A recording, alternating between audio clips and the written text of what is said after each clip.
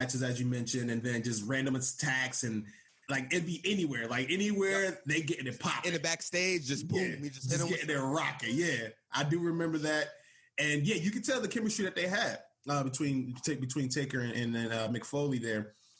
And then to the Hell in a Cell itself, like that to this day, to me, that's still the craziest match I've ever seen in my life. That solidified both of them as superstars. Yes, exactly. Like I remember watching it live. I'm like, what year was that? That 90? 98, 90. Yeah, I think it's 97. Somewhere around there, 97, 98. Yeah. So I remember watching that live. I'm at my cousin's house, and we ordered a pay-per-view, and we chilling, watching it. Hold on, right there. What is it with black folk and going to each other's cousin's house? That's what you do. That's what you do. Yeah, you gotta watch it with your pay-per-view. Man, you already know. I'm coming over. Go pick me up. We good. Mm-hmm. Gotta watch it with your cousins. Yes, sir. So yeah, we sitting there just watching it, and at this time, I'm still like, I don't understand that wrestling is an artistic performance. You know what I'm saying? To me, everything is just like it's real. It's all real. It's all real. These dudes is actually fighting. Mm-hmm. But a lot of that stuff went unscripted. Like a lot of the stuff that happened in that match did not go according to plan. So first of all, everything that could go wrong fucking went wrong. But then it created a masterpiece. Like it created a masterpiece. Like you got Mick Foley getting tossed off a fucking high ass steel cage. First of all, he wasn't even supposed to fall. He was supposed to grab the edge and hang. Oh shit. But he was thrown with like too much force to the point that like it overexerted where he was supposed to go. Yeah. Like the initial plan was for him to just hang a little bit and give you that dramatic effect and then fall to the table. No, he ended up getting tossed. Yes. Like, because even if you watch it back, you can see like his inner arm, his left arm as he's going off. It's like he's trying to grab. Like, but okay. Yeah. He's through the table at that point. Yeah. And then and I just remember like, oh my God, like we just seen somebody die on television. And Jim Ross didn't make it any better because he was like, that's a Hillman, but he really made me think that Foley was dead. He said, by God, he's dead. I'm like, oh my God, Jim Ross, he just told me that this man's dead. Like, I believe him. Like, yeah, Jim Ross. And then you got Jim Ross on the call, selling it perfectly. Man, so, I couldn't tell if he was acting or like that was his real reaction. Seriously, to this day, yeah. Seriously. So you just see, man, then they bring up the stretcher, they bring like Mankind out. Undertaker, he's still on top of the sun, and Mankind comes back. Mm-hmm. He climbs back onto the. I'm like, yo, what the fuck? Now, one thing for me that I find interesting. I don't know if you've watched this match recently as an adult, but like, there's a lot of shit that you're gonna notice in that match that being a more seasoned wrestling viewer, mm-hmm. you're gonna like notice some things that would have helped you understand like how serious the situation was. Mm-hmm. Like now that I watch it back as an adult, one of the first things that I notice is the person that comes out to his aid. It's not a ref, it's not a trainer, it's not somebody from WWE staff. It's Terry Funk. It's his friend. Okay. That's the first person that runs out there to see what's going on. Yeah. So when I saw that as an adult, I was like, oh shit. Like, that's his best friend. Like, so like, this is serious. This is getting real. Like, this is real life. If I would have understood that as a kid, like, I would have knew how real life it was. Right. But like, again, they were blurring the lines of kayfabe. So you couldn't really tell like what was scripted, what was supposed to happen. Like, it wasn't until like 10, 15 years later when Mick Foley had the chance to talk about it that we knew what really was the plan. Yeah. Yeah, man. And I'm getting goosebumps thinking about it. Right. Yeah. I'm that's one of those standout moments in my wrestling viewing timeline. Like, seriously, how can you not recall that? Yep. And then on top of that, after that happened, they get back on top of the cell, and then he gets chokeslammed through the cell to the ring where you think like, yo, this dude is gonna like he's dead. Like he's literally like getting killed in a wrestling match. Dude, and the finite details of what happened when he went through it, it's like the steel chair that was on top of it, he hit that as he was going through, and it bounced back up, hit him in the face, knocked his tooth out, which lodged his tooth to his nose. Yeah. Like, dude. And he's still going with it, man. And that's one of those images, like, that I see in my brain all the time that I'm like, yeah, that epitomizes wrestling for me. Like when you see Mick Foley leaning back with his mouth open and that tooth just gone and his face just bleeding, like he's like, fuck, I'm gonna do next. But like I was like, oh my God, what is happening? This is the greatest thing of all time. Oh like, man. Oh I was watching I was listening to Bill Simmons. He did an interview with Undertaker, Mark Calloway, his actual, the guy. I'm so glad that he's going by his real name and he's like, over the kayfabe thing. Like you could tell he's really done with wrestling at this point. Yeah. He's doing a bunch of interviews and stuff like that. It's kind of weird to see, because you never really seen Undertaker not out of character. Like that's another thing to his testament. He never broke character. He was always the Undertaker everywhere he went. So I was listening to his podcast with Bill Simmons, and he was explaining that match there, and he was saying how when he chokeslammed him through the cell, like he was lucky that he didn't go with him because he was like inches away from being like on a still supportive beam where he didn't go through, but Mick Foley did. Oh, so and you think about it, you got 2 300-pound men up there on one little cage, like flimsy fence at that point. Like it wasn't even like state-of-the-art structure like it is now. It was frail and flimsy. Right, exactly. So you see that happen. I'm like, oh my gosh, this is nuts, man. Yo, hold on. Correct me if I'm wrong. Didn't Taker have his first Hell in a Cell match with Shawn Michaels? With Shawn Michaels. Yep. Yeah. Hell in a Cell match. Yeah, and that match was a hell of a match. That was amazing. You know what I'm saying? I mean, if you ask me, well, first of all, Shawn Michaels is the best in-ring performer in the history of all time. And I will dispute it with anybody at me. I don't think you got to. I think everybody knows that. In ring, he's it. Like he's the best performer. But when him and Undertaker go up against each other, it's magic. New levels. I don't know what it is. It's just fucking magic every time. Like they can't have a bad match together. It's just impossible. Yeah. Like if it's 1-on-1, I should say. Yeah, they probably had some crappy tag teams or like triple threats, but like Shawn versus Undertaker is a masterpiece. Yeah, every time. I remember that one.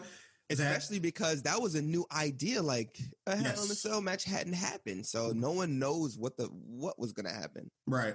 So everything was like a variable. Yeah, you had everything about it. You had the mystique of what this match is going to be, so you don't understand what's going on, and then you see the whole steel structure. I'm like, okay, so they're going to be locked in that cage having a wrestling match. Okay, and they can't climb out because it's the top is covered. Right.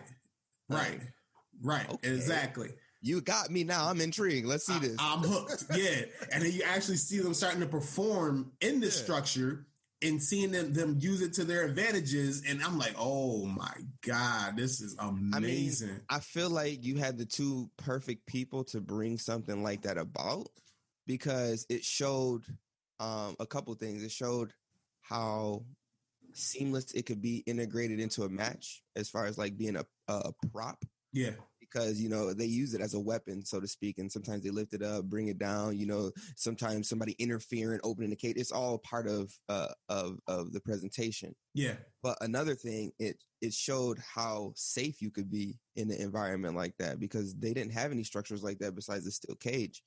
And if I'm not mistaken, this was the first time that a cage allowed you to walk on the outer perimeter of the ring. Mm-hmm.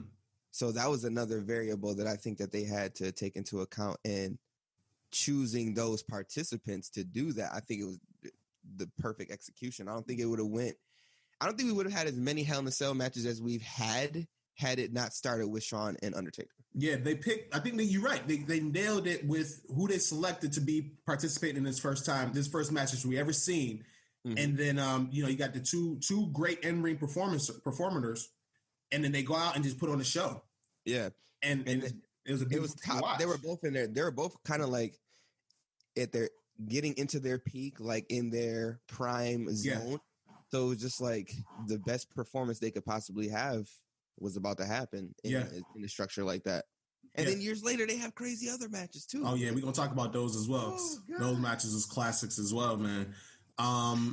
And then, we kind of go in, and I was talking about earlier, the whole when Kane gets brought into the equation. Mm-hmm. Like another that whole storyline, like you already have Undertaker, and then when Undertaker was first introduced, it was introduced as Kane the Undertaker, and they drop off the Kane part. So then now that's just another little tablet that they're able to add to the storyline where they're basically saying, okay, oh wow, he killed his brother and then took his name, and then like, oh, little Easter egg. You know what I'm saying? Like that joint was dope. So then you see this dude come in and he's like a carbon copy of Undertaker's big, menacing, long black hair, but he got on the red and he's born from fire and you thought you killed me, but you didn't. And then he got all of Undertaker's moves. And then yep. Yep. And then you had Paul Bearer effect. And he had Paul Bearer. Who's just telling it perfectly as well. I thought that was a great like bait and switch because, you know, Undertaker and Paul Bearer at that point were synonymous. Yeah. So for you to just take them, I felt like it was the same effect when they did that with CM Punk and Brock Lesnar with Paul Heyman. It was like, A2 Paul? Like, I love that whole element of it, man. That just layered it on even more. Yeah, man. And they did it up perfectly. And then like they had some of the most memorable matches. Like you had that Inferno match. The Inferno match. Yeah, you know exactly where I was going with that. Bro. Like what they was doing during the Attitude Eras is like it was crazy to think what the limits that they was taking this shit. Yeah, like bro, come on, like they shouldn't have got away with a lot of that shit that was going on at all because that was so unsafe. That was so unsafe. Man. And they had these motherfuckers was jumping out of the ring like doing planchas. Like, what is wrong with you? It's a blazing inferno everywhere. And I found out like later on that they like had the ability to control how big the fire was remotely. And I'm like, bro, WWE is so unsafe. The preparation that they did for that match, it took months. Like it was like, yo, we had to go through every precaution and every procedure to make sure that these two are able to perform, but at the same time remain as safe as possible. And like I was hearing Kane talk about it. It was nuts. I was hearing Kane talk about it. He said he's nervous the whole time because he knows that he's going to be having his arm lit on fire at the conclusion of this thing. And it's like one wrong move. If he moves his arm the wrong way, then like, you know, it could burn his face. You know, he could inhale the flames. It could burn him internally, things of that nature there. So he said, like, yeah, man, like, so I had to go out. You prep for this thing. You're building up to the lead up. You go out, you wrestle a 20-minute match. And at the end of it, you got to make sure that you're getting your arm lit on fire. You got to make sure that you aren't hurting yourself by doing this, like doing this crazy stunt. And it's all live action. Like it's all live action. It's not like you can rehearse it. You can't practice this. Like, no, your arm's on fire now. Yeah. Like, yeah. Let's make it happen. Let's make it happen. So they had that going on. You had the buried alive matches between those two. Bro, those are some of my favorite things. Like those are elements of wrestling that I miss, like the casket matches and the buried alive matches. Yep. Those things, they kind of brought it back a little bit with the scenario that AJ and Undertaker had before he retired. But like, I loved seeing those elements. Like, I just love seeing them slamming each other in the mounds of dirt, just like getting gritty, getting grimy. And I was like, yeah, get in there. Yes, sir. And then, you know, they always have the reveal of the tombstone with so-and-so's name on it. Yep. Like, just another little element to that one there. I would hate to be the person getting the dirt dumped on me, though. Yeah, for real. Yeah, I feel you on that one there. And it's just a lot of those things where it's like, yo, like, especially after you got the brakes beat off you for like 15, 20 minutes, then you get all this dirt piled on you. Yeah, hit with shovels and shit. Like, oh my God, yo. And I'm just thinking, as a little kid at the time, like, oh my God, like we're seeing again how many times we're going to see people die on television? Like, live television. Yo, WWE has like the craziest body count. If you think about it, like seriously. So many scenarios and like vignettes and stories are like people died or like legit, like Vince McMahon died. Vince McMahon died, got blew up. Like, what the hell? Like, and they had like murderers, like they had people with like guns and all types. Like Triple H murdered somebody. Like, there's how did they get away with this stuff? Yeah, the limits of the Attitude Era was none. Like it was ridiculous, bro. Like you seen a lot of stuff that Undertaker was hanging people, he was crucifying people, like crucifying people. Yes, had people legit on crosses in the ring, bro, high above the ceiling, the ring.